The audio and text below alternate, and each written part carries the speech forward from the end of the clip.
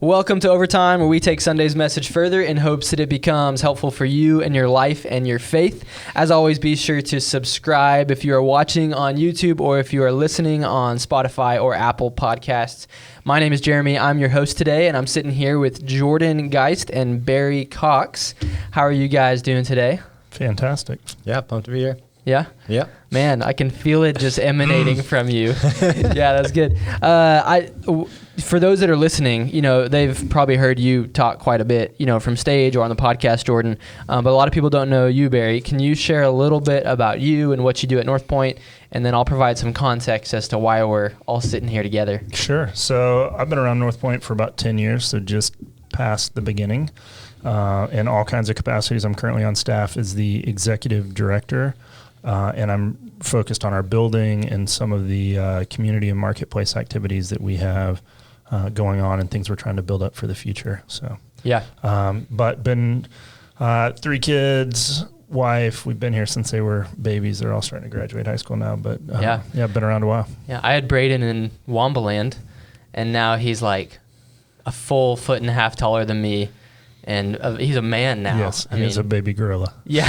So you see him with sunglasses on or something? Like he could be like 40. He has this full man build now. It's very interesting. Yes. Yep. Yeah. It's pretty awesome. Yes. And he's 8th grade?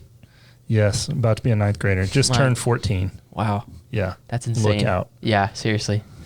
Well, cool. Well, I wanted you guys to be on the podcast for a couple of reasons. One, I just wanted to have fun talking about, what we're going to hit on today and what we talked about on Sunday. But two, Jordan, you communicate, so you have a unique kind of perspective there in terms of just our content as a whole. But not only that, but you have served, and in light of what we talked about on Sunday, talking about serving, kind of giving of yourself, you have served in so many capacities at North Point, and thinking about student ministry, taking boot camp from, when we were students and it was much smaller to, where it is today, and it's just crazy to see. And not only that, but Barry, you have also just been behind the scenes on so many things. And when I asked you to be a part of the podcast, I could not help but think about 2 years ago, Camp 75 Night 4. I don't know if you know this. This is a specific memory here. This is a specific memory, yeah. Okay. I was like, man, Barry's the perfect guy for this topic because it was 2 years ago, Camp 75 Night 4. We were all done. The students are all stoked. They're starting to go home. And then you were practically behind the scenes in charge of all of it. And you grab a vacuum and you put it on your back and you start vacuuming the entire auditorium by yourself. It's 10, 11 p.m., I don't know, on a Thursday night, and you're vacuuming the auditorium. And I have this distinct memory to go man, that is a dude who, he's a leader and he's leading the charge behind so many of these things, and you're also serving in these really small ways. And no job is too small for you. And so also after 4 days of 400 students in sweat, whipped cream, food, hair, it's not a normal vacuum. Yeah, 100%. Yeah. It was a little more like a hazmat responsibility. Yeah. All that being said, I think you embody a lot of, what we're talking about today. Both of you guys do. So I want to dive into some of the questions. Before I do, I gave the message on Sunday, but I'm going to do less talking now, and I'm going to have you guys share a lot of your perspectives on some of the things. And there's a couple of specific topics that I want to unpack with you because of your background and who you are. But not only that, I want to know a little bit about y'all's interest in stories. I shared that I'm a little bit of a story nerd. I love stories, and I couldn't talk about Harry Potter because Jordan hit on it week 2, but you guys know I love Harry Potter. But there's a lot of stories, apart from movies 1 through 8 that I enjoy. But what are y'all's favorite story? Let's keep it movie specific here. Favorite movie? Is it okay if it's a 7-way tie? That's what I was going to say. I don't know that I have a movie. It'd be I think it'd be some combination of a Christopher Nolan movie, whether that's Inception or Interstellar, Dark Knight trilogy, the Bourne trilogy would make the list. So you're at 8 so far. The Matrix. Okay, that's 11. No, just the first one. Oh, just the first 9. Matrix. Okay, you're at 9-way tie. Yeah, probably Remember the Titans. Okay. And Lion King? Have I said Lion King? I think that would round it out. And then ended strong with Lion King. Wow, yeah, you kind of ditched the list there at the end with the Lion King. All these big blockbuster and then Lion King. Yeah. Yeah. It's good. I don't have a movie. I would say, lots of movies like that. Gladiator, Braveheart. I would definitely put the Matrix trilogy in there. This is why you and Buck are good friends. Yeah, the Braveheart connection. Yeah. I like the movie Shooter. Yeah. Good. I try to think of like what movies do I love, or like movies that if they're on, I'll watch over and over and over again. Harry Potter 1 through 8. I'm just kidding. I've seen them, but I don't know that it's, like The Goonies, not a great movie at all, but if it's on, I'm sitting down to watch it. Yeah. Like it's a classic. There's some of those kind of movies that, like the other day we introduced my kids to Back to the Future. They had never seen Back to the Future. And we showed them the first two. They didn't quite make it to the third. Actually, they did make it. They didn't finish the third one, but trying to get them into some of those. So I'm much more opinion on a TV series or TV shows, and this does not fit like any political affiliation. I just loved the show and the characters and the writing. The West Wing, by far and away, best TV show. It was fantastic. That's cool. Are we living in Back to the Future now? Wasn't it like? Oh yeah, wasn't there we should have hoverboards. Our years. I can't remember. I think it was like. There was some Cubs World Series reference, and it was and then the Cubs actually won the World Series really close. Well, Elon Musk says hoverboards are relatively easy to do. He just said there's not a good reason. There's a lot of things that he says are easy. I know. Apparently, we can colonize the whole galaxy if you just give us enough time. He's it'd be no big deal. It's not a big. Yeah, it's easy. Yeah. I think we've digressed. I think we've gotten off stop. I'm forgetting people. Yeah, over time. That's good. Barry, you made me think of my two all-time nostalgic childhood movies: The Goonies and Ferris Bueller's Day Off. And I think that makes me a little bit of an old soul. Yeah, if definitely. I'm 26. Those are kind of outside your time window there. Yeah, can confirm. Those, thanks, George. Those are my two nostalgic childhood ones. So I can resonate with that. Well, that's good. So we were in Story of Your Life, Part 3. And we talked about, what makes a great story. And a great story is not what we expect, but it's a complete reversal of our understanding. We assume that a great story is okay, we're going to dial in our, lives to the best of our ability. But Jesus introduced this different concept, and he said, to be first, to be great, you must be last of all and servant of all. And so it was different for the disciples. It's a different paradigm for us. I want to know, what do those words mean to y'all personally in your life experience, and as you've heard those words before? What is that? How does that resonate with you? You going first, Michael? Sure. Yeah, I'll say I'll just start with it. It's hard and feels continual. To say how do I continually stay in this posture of putting other people first, and not just putting other people first, but a little bit of sacrificial leadership. Not just passively defaulting. There's some interesting leadership mechanics in there of, and I think this is part of what makes it hard. I'm Enneagram 8, pretty driven and motivated, and I vividly remember having some pretty bumpy business lessons I learned in my early 20s, where it was I was all about striving, pushing. Success. I want to make more money, do all those things, and would just run over people intentionally, unintentionally. It was just, I was driven and people could get caught up in my wake, and I would, run them over, and had a pretty bumpy business exit that a company I started that I got kicked out of, essentially. And remember looking back and the gravity or the weight of what I was processing and feeling on the other side was, all of the people and relationships that I took for granted, or I didn't optimize, or for them. I wasn't concerned about their outcomes and their success nearly as much as I was my own. And there, it was like a demarcation point in my life to go fundamentally change how I looked at being in a position of leadership, how I looked at motivating people, how I looked at group success or team success ahead of personal success,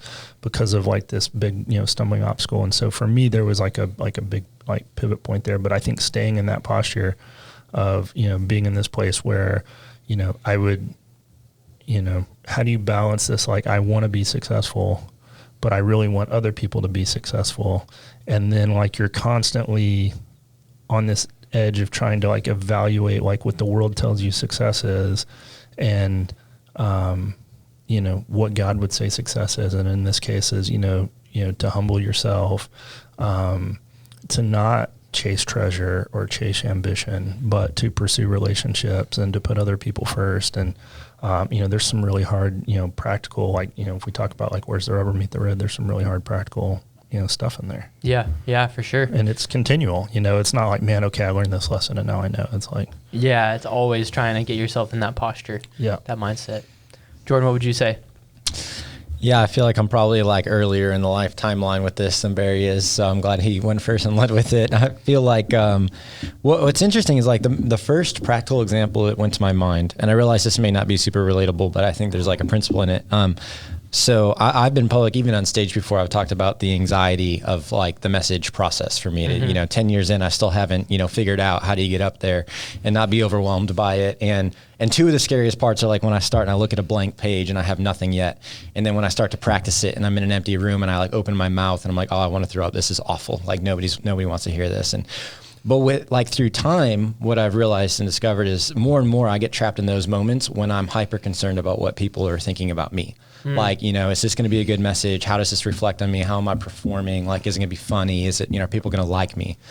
And the switch point, I don't want to say it like completely goes away, but almost entirely, is when I start to focus on the crowd or the audience. So like one of the habits I even like to do now is like I'll sit on the edge of the stage and I'll just like pray for the empty seats, because I'm like, I know somebody's going to sit in here and I don't know what they're carrying in. I don't know what their burden, I don't know what they're wrestling with, but like, man, I just hope this like brings some amount of hope or relief or a way forward or something like that, And I'll look over at the camera and, pay towards the camera too, because digital. But, it's like there's this thing of like when I can get in that posture or headspace.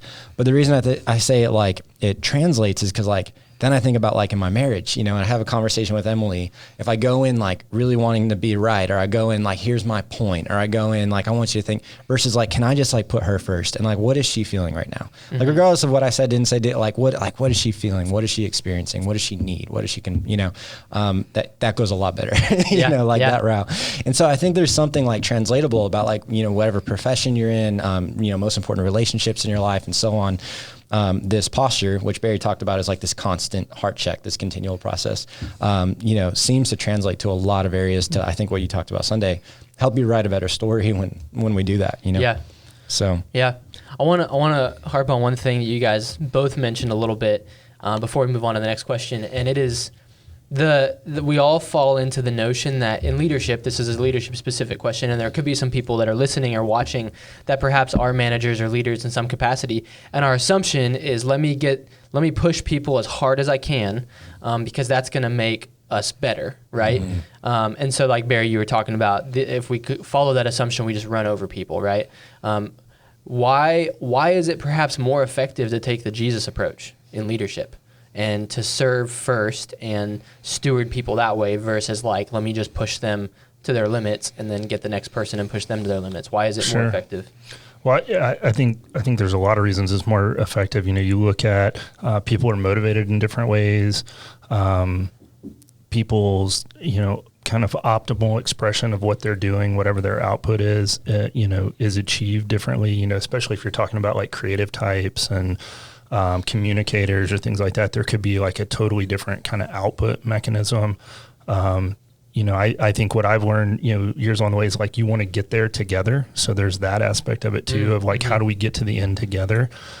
Because ultimately it's not, yes, you can grow and get closer in shared struggle. And I think like a lot of startups and technology companies are like, hey, we're going to create this like shared struggle, these artificial timelines, this like, we're going to innovate and create something that's never been done. Like all that's like creating a shared struggle to like bond people.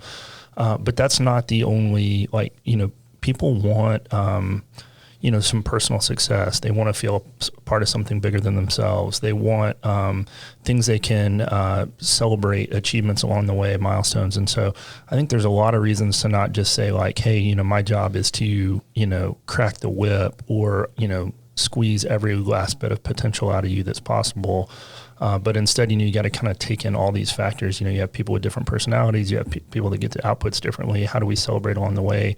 Really, and this is true in my life, is like, I want these relationships for the long haul. Like if I'm surrounding myself with great people that I, whether I've recruited them to my team or God just brought them in my path, like, and this is a big personal growth for me. This is not somebody who's in my path now or, that I've recruited onto my team because I want to achieve this one outcome.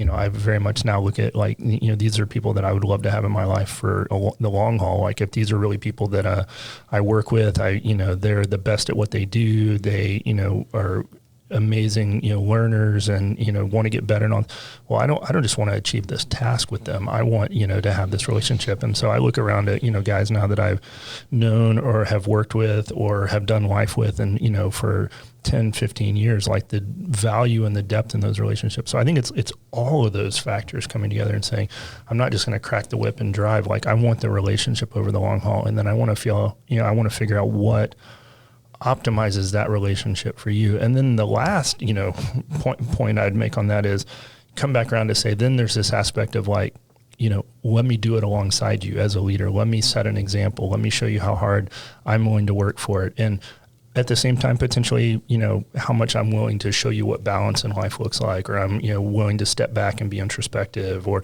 I'm going to lead in that by example. But I think it's kind of a soup of all of those things coming together to say, how do we balance that? Yeah. And I definitely know, like, 20 something meathead me just went like, how do we like run at that hill faster with, and if half of us die going up the hill, oops, Survival of the fittest. Yeah, for sure. That's fair. Jordan, would you add anything to that? Yeah, I liked them there. Like he used the phrase like long haul. It really feels like a short term versus a long term, game for me. Like if you're in it for the long haul and people like feel safe, feel safe to fail around you, feel safe to give honest like feedback and criticism and make you better, contribute their ideas, their creativity, feel like motivated and inspired to come to work as a result, or, whatever the scenario might be, feel connected. Like all of those things actually, like people are more productive in the long haul, like do more together. It's more enjoyable for you as a leader. All the reasons are there, to lead that, like you said, with, ultimately it's Jesus' example first, but I think there would be like a really, really long list of reasons. So, yeah. Yeah, I think I pulled, I don't know, this might be from Radical Candor with Kim Scott, which I think you guys have both read at some point. Mm-hmm. And she says that, one of the marks of a good leader is that if they come under your leadership at some point and then they eventually transition to the next stage of life, is their life better or worse as a result of your leadership? Mm. And I was like, man, that's so like, and you think about the people that, perhaps if you're listening, people you manage, like that's such a good question to ask yourself. Is their life going to be better or worse if they transition sometime? So that's really good. Just on a side note with leadership, that's super helpful. For sure. One of the things I talked about was it all starts with humility. Like Jesus is poking at the disciples' pride. He's poking at our pride. And there are those two kind of competing definitions of humility. Humility is thinking less of yourself, or humility is thinking of yourself less. So I've latched onto those definitions, but I'm curious for y'all, because I think just through life experience, we all get our own perception of humility. What is y'all's perception of humility? What does it mean to you? Why is it important to you personally? Yeah, well, I love the way that you had phrased that this weekend, and it was almost like maybe the additive like to that would even be. I've always thought of the perspective of like the smaller you become in comparison to something else. So again, it doesn't have to be thinking like my value gets lower, but it's like the bigger God becomes, for me, I don't know what the other alternative like outside of God, like what that source would be, but it's like the bigger he becomes, you naturally become smaller in comparison, but that doesn't like devalue, your worth. It doesn't mean you have to be like hateful or self-critical or negative towards yourself all the time to make him bigger. Yeah. So it's almost like, from a perspective lens, like you kind of spoke to the frequency, like the time, if you're like looking at diagram, whereas maybe that added element would be the perspective, like what are you becoming smaller in light of? And I think the result is, it's like, I don't know, it's like this cycle, like the bigger he becomes, the more valuable people made in his image become, and his sons and daughters become. So like, it's this thing that kind of like fuels, and none of that has to do with like, man, I suck and I have to think of myself that way all the time. Right. Like there is a proper way to view our sin and our brokenness and our humanity and all that. But this bigger God becomes, and the more time naturally now I'm spending time towards others, this humility kind of grows in that process, right? That's kind of the way I was processing it when you were talking about it this Sunday, but yeah, that's really good. Yeah, I definitely think it doesn't need a negative connotation, and I think the first definition of, think of yourself less feels negative, or think less of yourself, has a negative connotation, and I don't think God views us that way, and I think it's funny, I made this reference to Buck last week on a totally different conversation, but I think it fits here. In Psalm 139, God said he has thought about us more times than there are grains of sand on earth. Which I just think is this like amazing visual illustration. And when I heard it originally, it was at a conference and somebody talked about, hey, as a good father or a good parent, maybe you think about your kids 3 times a day. And so over the course of their life, or over the course of your life, if you live 85 years and however many days that is, and 3 times a day, and if you had a grain of sand for each of the times you thought of your kids over, 3 times a day for 85 years, you'd basically have like 1 scoop of sand. Yeah. Like it's like this 1 by 1 square foot of sand. And then the Bible in Psalm 139 says that God has thought about you more times than there are grains of sand on earth, which is, for me, just a really cool visual to like think about. Yeah, that's and awesome. then when I think about this idea of like humbling myself and or humility, and I think about, this is what I mean, not putting it into this negative perspective, but say like, man, God values me that much that he has thought about me, but then also the infiniteness of God and how much value he has put into me is very humbling in that, process. So I thought of that this weekend as you were sharing from stage, so I think, that's a good one. I think personal exercise I've used several times in my prayer life, especially as I'm, a lot of times when I'm feeling wound up on something that I feel like I'm struggling with or that is consuming me. And so the thoughts of me and the thoughts of what's going on in my life are taking over is just to simply go through a breathing exercise and to say, I want to breathe God in and I want to breathe me out. And I like that illustration too of like, I'm not, again, devaluing or criticizing, but saying, what am I going to fill myself with? What am I filling my thoughts with? Even to my breath, what am I, and so going through a, breathing exercise to say like, I'm going to breathe God in, I'm going to breathe me out. And it's been a cool illustration that I've, kind of used to follow that too. But definitely, I don't like the negative aspect. I definitely think it's, how can you, the big and small thing, Jordan, was, great as, as you get, as you project a bigger image of God. And there's we mentioned the first one's really hard. I think this one's really hard too. I think, this is definitely a case where like, it feels like everything in the world is against us on this case, like culture and everything that's happening is about you, your success, your achievement, your happiness, your feelings, your outcomes, your relationships, it's like, this is one that like, you could also say like, man, this is really tough when you think of like, it's super countercultural to say like, I just want to think of me less. Not that I'm less valuable. I just want to prioritize other people and God more than I'm prioritizing myself from a volume of thought standpoint. Yeah. And like everything else in the world seems to be telling us the opposite. Yeah. Yep. Yeah. I also think, another layer to this is just like standing, metaphorically speaking, standing at the foot of the cross and just being like, it's like, if that is true, if Jesus did die for us, then yes, I am not good enough. I am, and that's not a false humility kind of thing. That is just a like truth acceptance of limitations and sin. And, I think about people that I've met that I've been amazed by, and you can't offend them. Like you've met people that you can't offend, and they're like, you can't offend them because they just agree with everything you say.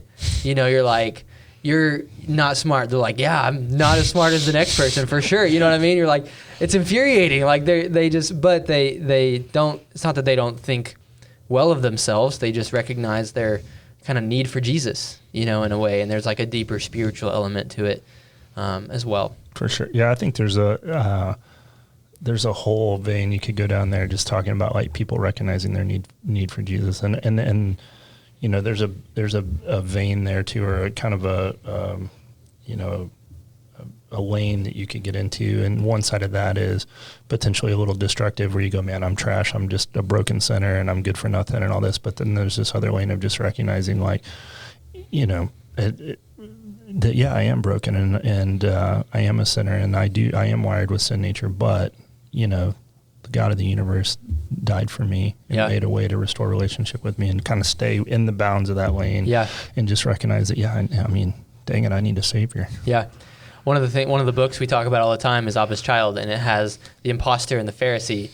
And it seems like both of them have not grasped humility, but somewhere in the middle, where it's not like I'm a horrible person, here's the imposter, and also I'm not good, or the Pharisee says, I'm too good, or I'm good enough, I don't need Jesus. Like somewhere in the middle is that like humility tightrope that I think we're all kind of trying to have a posture in, you know? Yeah. Or it comes from like knowing why you're good, and why is because of Christ. Like if, you know, you come to the conclusion, like none of the things that I can say give me value are because of my own merit, you know, but like without Christ, I am, you know, all of my negative thoughts, honestly, like that is my identity until Christ, like by Christ, you know, then all of a sudden it provides a lot of clarity on. Yeah, and recognizing that any fruit in my life is from the Spirit. It is from my relationship with God. It's not on my own doing. Yeah. You know, that's even like a humble posture there. Right. Yeah.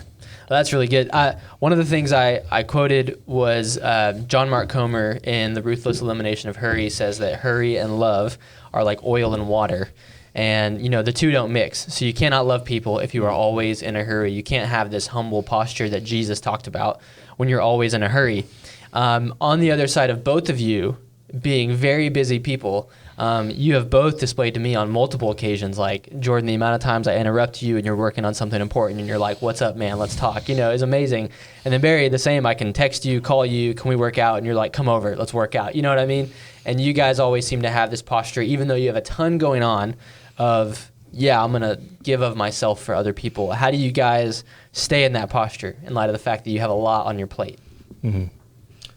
Yeah, I think for me personally, you know, I think it starts with just valuing the relationships and valuing people, and above all else, you know, it's like, you know, I think I did, you know, have something click a few years ago that I'm never going to get to the end of my to-do list. I'm never going to run out of things to do.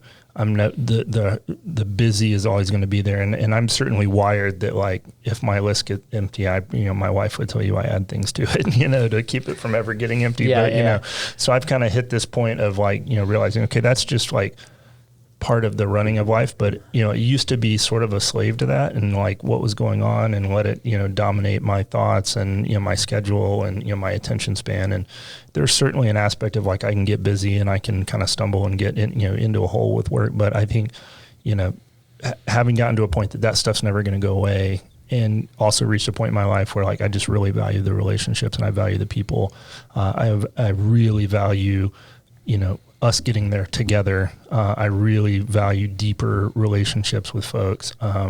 And so, yeah, I mean, that prioritization, you know, tends to do it if, like, that's what you matter. You know, same vein, if somebody told me a few years ago, you know, how do teenagers, or how do your kids spell love, you know, Time, and, you know, how do you, and so it fits in that way too, valuing those relationships, being, you know, willing to put up the time. And so, yeah, I mean, that's, you know. Yeah. So in what you're saying, you keep using the word value. It just sounds like if we are not loving well because we're always in a hurry, we've prioritized the wrong values in front of the other ones. You Absolutely. know, and we put relationships first, our to-do list is second, work is second, all those things. We're going to sacrifice that to help the relationships benefit. Absolutely. Yeah. Absolutely. That's good. And, you know, it's amazing to me how many things on your to-do list, no matter how backlogged, how critical your job, you know, whatever, are not really that time sensitive. And how many times there are relational things that are, like, somebody's hurting. They just had something, you know, a trauma that happened in their life. They're trying to solve for a problem right now. They're trying to make an important life decision right now. And there is a time urgency or a time demand to that, versus the things that are sitting on my to-do list, you know, or, you know, some of them may be time bound, but most of them are just like, as I can get to them as quickly as possible. And so, you know, as you're prioritizing relationship and you're loving other people, and you're prioritizing, you know, those people, then the thing that they're stopping or they need help with, or the thing that it likely is, you know, especially if they're asking, it is time sensitive. And so that is, you know, a more important allocation of time. Yeah. Yeah. Did you have a moment for you? You said it was a moment when you realized you weren't going to get all your to-do lists done. Did you have to also recognize that, but then also trim things to create margin in your life for those moments, or you're just kind of maintaining that posture of values? Yeah, I would love to say I've trimmed things. You know, I've been through seasons where it's like, you know, I would say, man, I went in and trimmed some stuff. And then I went through a season where it's like, man, okay, I'm sort of retired, and, you know, I have all this time, and now I've, like, you know, Amber would tell you I filled my plate more than I've ever filled it before.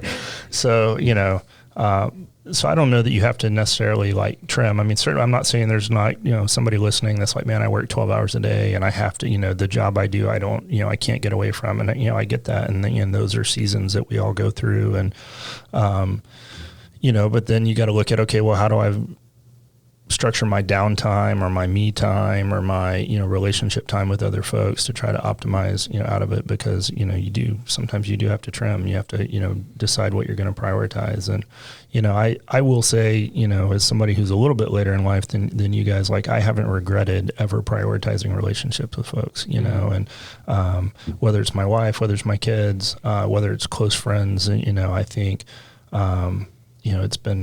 it's been super rewarding, and I've never like walked away from it going, dang, I wish I would have done XYZ on my to-do list instead of like, sitting down to have a great conversation with somebody. Yeah. Well, that's really good, man. That's good. Jordan, what about you? Yeah, I was trying to think through some of my own moments. Like, there are some practical things, like that Radical Candor book you talked about. She has a section pretty early on where she describes like walking through the office in the morning, and somebody just had a baby, and somebody was like in the ER with their parents, and it's like 11 o'clock before she even gets to her desk, and she feels like she wasted her whole morning, and her mentor is like, no, that's leadership. Like, that's managing. That's like why you're here. You're here to care for people. You're here, and or that the Hurry book you're talking about. Like those ones are, those are huge. I don't know if this is a weird direction to take it. It's just authentic for me. So I feel like I have a very heightened awareness of the fact that I'm gonna die. I don't know if that's from like officiating funerals in my 20s and like thinking about people's legacy and like all that kind of stuff. But it just like brings a lot of clarity to what Barry, was talking about. Like, man, like, even if I could get to everything in my imaginary to-do list, then there would be more. There's like always more stuff to do. And so I've had like a couple of times, like a couple of those types of moments that are you just kind of take inventory. And as recent as a couple years ago when it was a funeral that had spurred this, I thought there were a couple core relationships in my life, like in my family, that I was like, I do think if something happened to them today, I'd have some regret. Like, there's some things where like I just haven't prioritized time with them well. And so, my dad, one of those people, like we started to meet just every week, and it was like, hey, I want to meet, and I don't want to talk about ESPN. I want to talk about our lives. I want to talk about, our childhood. I want to talk about this kind of stuff. My grandma was another, I'm like, man, she's old. I don't know, like something could happen. I'm getting morbid with that, but it was like this sequence of events to just say like, man, what is most important, and am I divvying up my time to like what is most important or not? So those are a couple things I might have fairly random, but yeah. Well, that's a great segue into the next question, because Jesus answered them with this kind of eternal frame of reference. They said, who's the greatest in this life? And he said, well, the greatest in the kingdom of heaven. And he's pointing to something key, and it's, an infinite frame of reference, because like you said, we are all going to die, and we're, depending on what we decide, we hope we get to go to heaven and all that. And so how do we live with a kingdom of heaven mindset like Jesus is talking about? Jordan, you talked about it a little bit already, but how does that kingdom of heaven mindset influence our stories and how we relate to other people's stories? Well, I mean, again, on a practical level, I read that Heaven book once a year. So it's on my yearly reading list. I mean, and it always like resets that perspective. So, I mean, I think there's things like that. I think some of like life does that for you. Like when you experience loss and you experience, part of that is like the, aging process a little bit.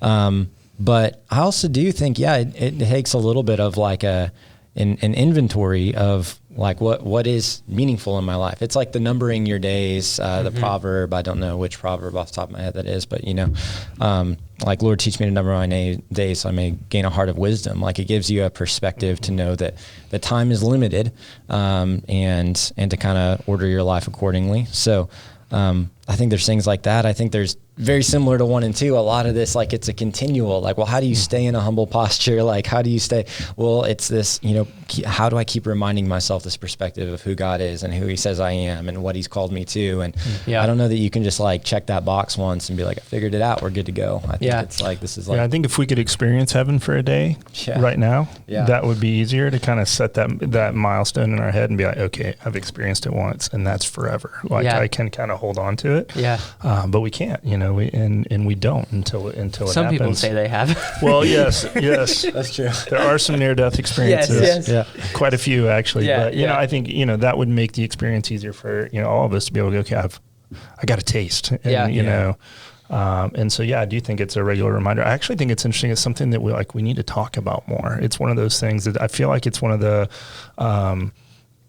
people put it way out there on like the edge of your faith as like, oh, it's this like, radical, let's talk about heaven forever, or what it's going to be like. We don't have a ton of concrete, it's not like the gospel or the Old Testament history or, where we've got like a ton of resources, and so, it kind of feels like it's one of the faith topics is kind of far out, or at least an arm's reach away. And so I do think it's interesting. It's something to talk about. I'm not saying you should just walk around, to everybody. You might, have a lot of funny surface level conversations, but I do think in, community groups and in, accountability relationships and, places where you have kind of a deeper, opportunity to go a little deeper in your combos. It's an interesting thing to like remind ourselves about and talk about and to wonder about. Because I do think it kind of gives some realness, and we're not just kind of in our head about what it is, because it is, to your point, it's something that we're going to have to like think about continually. I think it gets easier as you get older and you think about like, yes, your own mortality, feels like it's closer approaching. I remember turning 40 and feeling like, okay, I'm at my halfway point, Yeah. Not that people don't live way past 80, but like that was definitely, I actually felt that way at 35, and I definitely felt that way at 40. Every birthday. Yeah, that's like, man, I hit the halfway point. There. I'm going to keep, hopefully I can keep saying that, but I do think as you get a little older, that mortality, your own mortality starts to become more tangible. You start losing parents and grandparents, and, I think that becomes, makes it more tangible. You think about your kids leaving home, becoming adults, starting their life and having that journey, and what, impacts you hope to have on them, what faith you hope to help shepherd with them, all those things. And so I think, age helps there, but yeah, I think it's, we got to be able to talk about it, remind ourselves of it.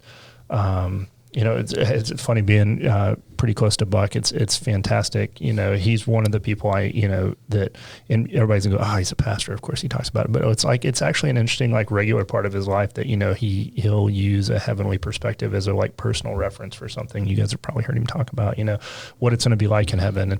And I think some of that's interesting as like a reminder, since it is kind of an end goal state and something that we don't experience in between now and the end goal. It's an interesting to, just keep a dialogue open about it. Yeah. I was just reading something the other day, like reminds me, is he like can't stop thinking about heaven because he's a pastor, or is he a pastor because he can't stop thinking about heaven? Mm-hmm. It was a defense of the Gospels basically, and how people write off the Gospel authors. And they're like, no, they did exactly what you think they would do if they saw something. Like they try to convince everybody they knew. Like, why does that discredit them? Of course, if you saw that, you would record it and you would want to tell people. So having a bias doesn't like, invalidate your argument. It's just like, is it true or not? So, well, and how many people are willing to die for their bias? Yeah, exactly. So it's, anyways, a little bit of a side note, but no, that's good.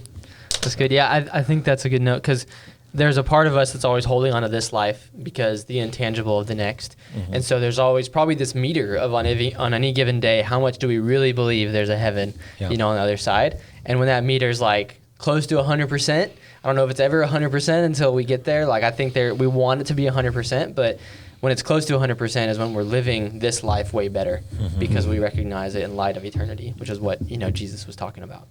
So I think that's a good way to wrap up the podcast. All right. I'll make one little plug here at the end. We're going to wrap up this series, Story of Your Life Part 4 with Buck this week. But at the end of our service this past Sunday, we talked about volunteering. And if you're listening or watching, I would just encourage you guys, jump in and volunteer. Again, it's not because we want something from you. It's because we genuinely want something for you. And I think all three of us would say that volunteering in whatever capacity it's been over the years has been one of the greatest parts of our stories. And I think it could be the greatest part of your story if you're listening as well. So go to mpaustin.com and click on Next Steps, and you can find out more information there. But thank you guys for being a part of it, and everybody listening. We'll see you next week.